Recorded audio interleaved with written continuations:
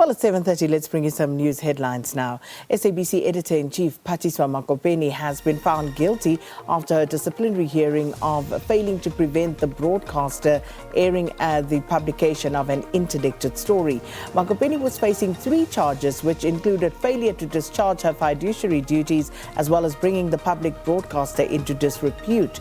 The charges related to the airing of an interdicted special assignment program. An internal disciplinary hearing chaired by Advocate Nazir Kasim found that she was guilty on only 1 of the 3 charges. Kasim ruled that there was no evidence to suggest that Magopeni deliberately defied an order of the court, and he recommended the Group Executive of News and Current Affairs be given a warning. The Health Ministry says that Johnson & Johnson booster shots will be available from today to people over 18 who received their first J&J vaccine at least 2 months ago. SAHPRA approved the dose, and earlier this month also it approved the Pfizer vaccine as a booster shot 6 months after the second dose of that vaccine.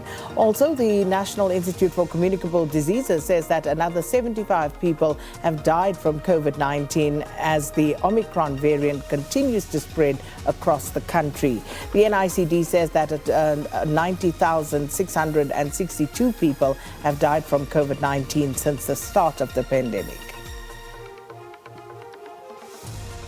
Police in Mpumalanga say they are looking for 3 suspects who allegedly hijacked and kidnapped a father and 2 children at Kriel on Wednesday.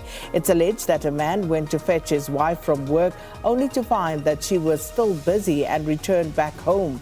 Police say that the woman later received a call from her husband's phone, but a stranger demanded 50,000 rand for the release of the man and the children. She deposited 10,000 rand.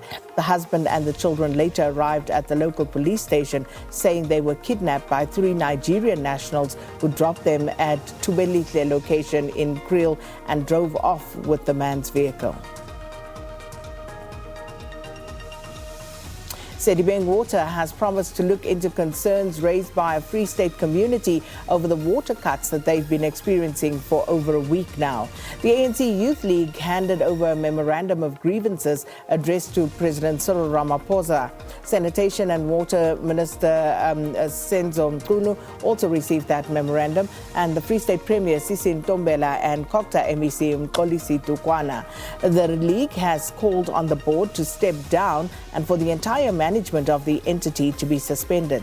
Majabeng municipality owes 4.8 billion rand to Sedibeng, while Nala municipality owes 254 million rand.